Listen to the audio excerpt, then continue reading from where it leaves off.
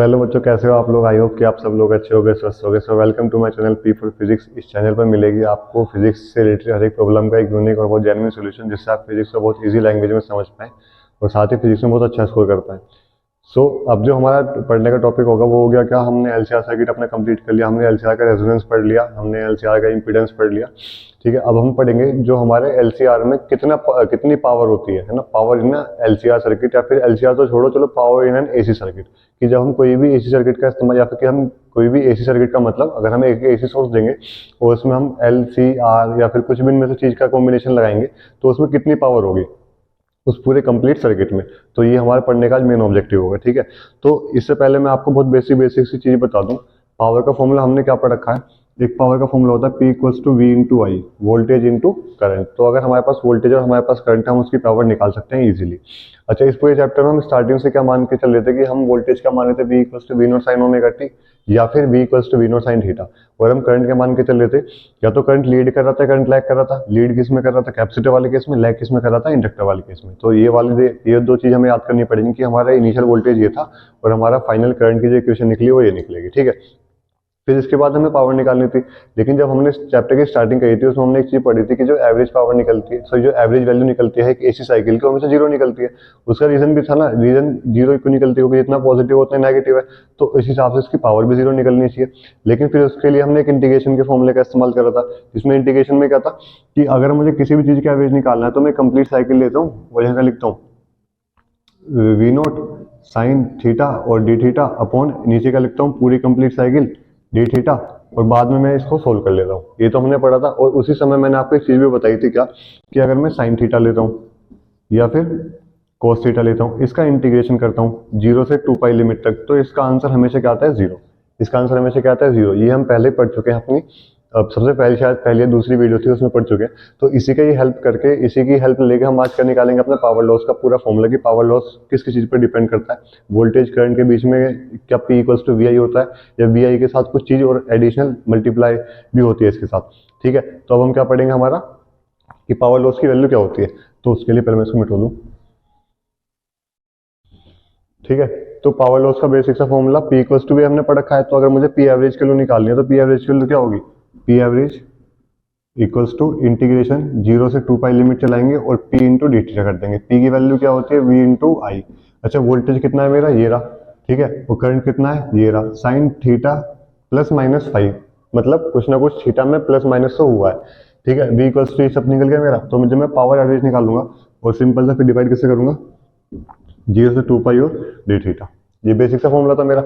Power का formula we note की value ये वाली रख दी, वी की वैल्यू मैंने। ठीक है, और आई की वैल्यू मैंने ये वाली रख दी, इंटू डी थीटा कर दिया। इंटू डी थीटा था, लिमिट 0 से 2 पाई चलाई है, लिमिट 0 से 2 पाई चलाई है। ठीक है, अपॉन डिवाइड किससे करा, 0 से 2 पाई डी थीटा, 0 से 2 पाई डी थीटा। तो मेरे क्या निकल गया, पी एवरेज। पी एवरेज की वैल्यू निकलेगी, वी नोट आई नोट एक कॉन्स्टेंट वैल्यू होती है, पीक वैल्यूज होती है, तो ये बाहर आ जाएंगी। 0 से 2 पाई लिमिट चलेगी, यहाँ क्या बचा साइन थीटा, यहाँ क्या बचा sine theta plus minus five into D theta. और थीटा का इंटीग्रेशन क्या होगा, डी थीटा का इंटीग्रेशन क्या होगा, थीटा, और लिमिट 0 से लेके 2 पाई चलेगी। ठीक है, अब फिर हमें इसकी एक आइडेंटिटी याद हमें पता होगी, अगर आप मैथ के स्टूडेंट हो। साइन ए प्लस बी की क्या होती है, sine A cos B plus minus cos A into sine B. ठीक है, ये तो आइडेंटिटी होती है साइन ए प्लस बी की। ठीक है, तो अब देखो क्या होगा, जब मैं इसको ओपन करूंगा तो sine A cos B plus minus cos A into sine B, और ये क्या होगा, डी थीटा। लिमिट जब मैं इसको खोलूंगा तो upper limit minus lower limit, तो थीटा की जगह 2 पाई लिखा जाएगा, थीटा की जगह 0 लिखा जाएगा, फिर लिखा जाएगा माइनस, तो 2 पाई माइनस 0। ऐसे साइन थीटा, इसको जब मैं खोलूंगा तो साइन की मल्टीप्लाई इसके अंदर हो जाएगी पूरी, लिमिट 0 से 2 पाई चल रही है, तो sine square theta into cos phi, और ये डी थीटा कहाँ जाएगा, यहाँ पे। फिर मैंने इसको ब्रैकेट में ले लिया, फिर प्लस माइनस इस वाले साइन थीटा की मल्टीप्लाई इसमें भी करूंगा, तो cos theta sine theta into sine phi, और डी थीटा कहाँ गया, लिमिट का 0 से 2 पाई यहाँ गई, और जो मेरा 2 पाई माइनस 0 था ये मैंने यहाँ ले लिया पहले। ठीक है, तो V naught upon I naught 2 pi, 0 से 2 पाई लिमिट चल रही है। साइन, अच्छा, कोस टू थीटा का एक फॉर्मूला होता है 1 minus 2 sine square into theta. तो साइन स्क्वायर थीटा का यहाँ से फॉर्मूले का निकलेगा 1 minus cos two theta upon 2, ये तो निकलेगा। तो मैंने इसी वाले फॉर्मूले का यहाँ पे इस्तेमाल करा है, साइन स्क्वायर थीटा का 1 minus cos two theta upon 2 D theta. ये वाला डी थीटा आ गया, कोस का भी बाहर लिख दिया, फिर प्लस माइनस आ गया। फिर देखो यहाँ पे मैंने क्या काम करा, कोस थीटा साइन थीटा। मुझे एक आइडेंटिटी पता है साइन टू थीटा की, वो क्या होती है, 2 sign theta into cos theta, ये तो होती है। तो अगर मैं 2 से मल्टीप्लाई 2 से डिवाइड कर दूं तो क्या बनेगा, 2 sine theta cos theta D theta और साइन फाई कहाँ जाएगा बाहर, ये पूरा क्या बन गया मेरा साइन 2 थीटा बनेगा नहीं बनेगा इनटू साइन फाई और डी थीटा आ जाएगा 0 से 2 पाई। इससे अगला डेरिवेशन हम करेंगे अपनी नेक्स्ट वाली स्लाइड में, और आप इसको अपने कॉपी पर लिख लो जिससे आपको बाद में फ्यूचर में दिक्कत ना हो इसको समझने में।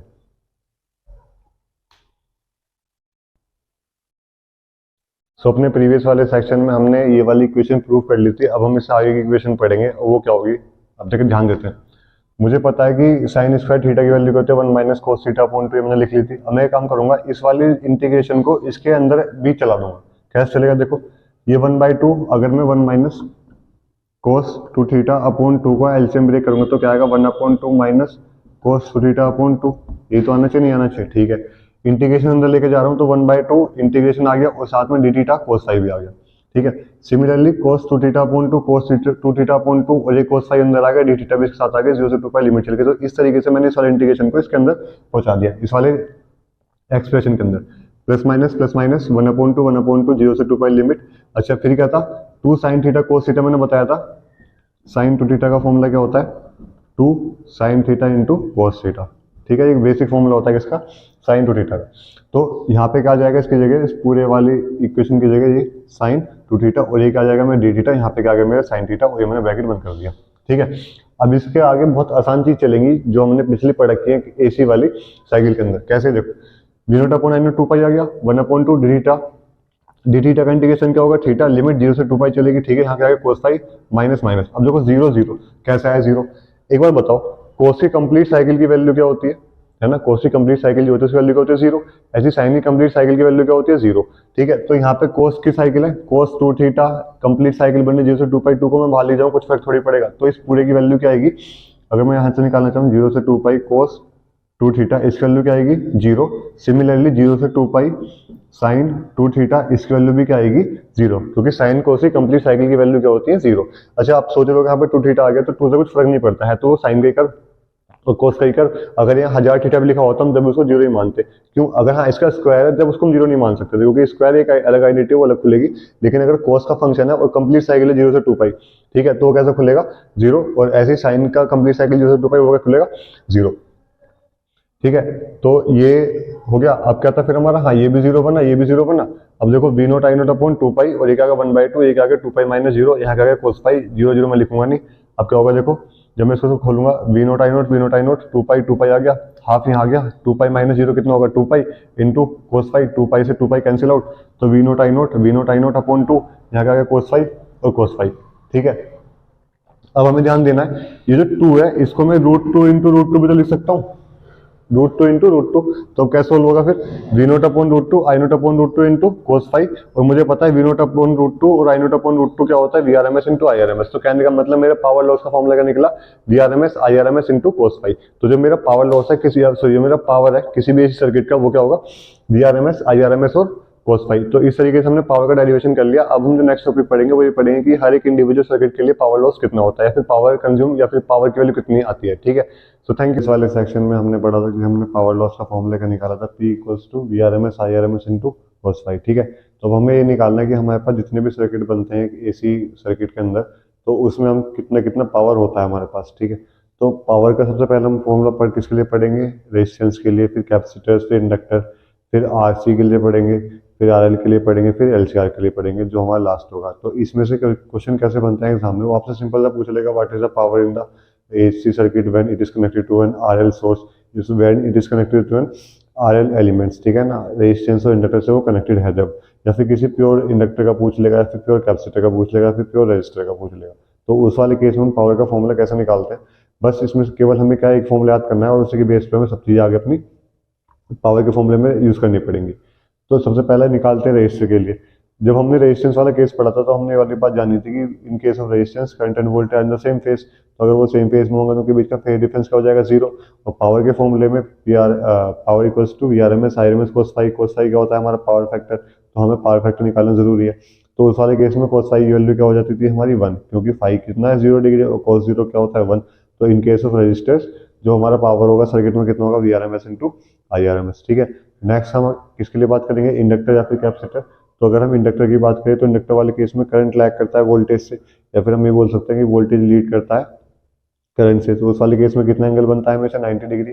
तो cos 90 की वैल्यू क्या होगी हमेशा 0, तो वहाँ पे कितनी पावर होगी 0। ठीक है, तो for inductor and for capacitor also, क्योंकि कैपेसिटर वाले केस में भी क्या होता है, current always lead voltage by phase of π/2, तो cos π/2 की वैल्यू कितनी होती है 0, तो वहाँ पे हमारे पावर की वैल्यू कितनी आती है 0।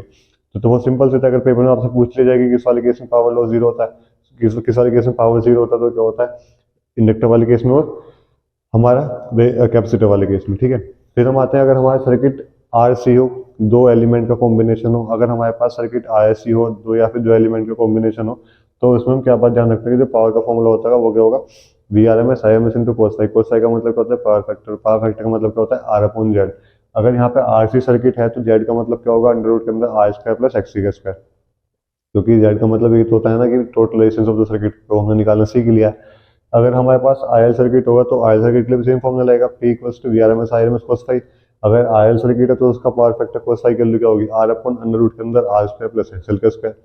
अगर हमारे पास LCR सर्किट है तो आप खुद जान ही गए होगा, आप कितना निकालेंगे, P equals to VRMS IRMS into cos phi, जहाँ पे cos phi का मतलब क्या है, पावर फैक्टर किस चीज का, ILC सर्किट का, तो उसकी वैल्यू क्या होगी R² under root XL minus XC का स्क्वायर प्लस R²। तो इस तरीके से हम हर एक कॉम्बिनेशन का क्या बना सकते हैं, इसमें कितनी पावर है सर्किट में, कितनी पावर नहीं है, जब हम किसका इस्तेमाल करते हैं AC सोर्स का। सो आई होप कि आपको ये वाली वीडियो अच्छी लगी होगी। अगर अच्छी लगी है तो प्लीज़ लाइक करें, शेयर करें, एंड सब्सक्राइब करें। और अगर आपको लगता है मैंने कुछ ठीक से नहीं पढ़ा पाया हूँ तो प्लीज़ कमेंट करें वीडियो में, मैं अपने अंदर की गलतियों को सुधारूंगा and I will improve it definitely one day. So thank you.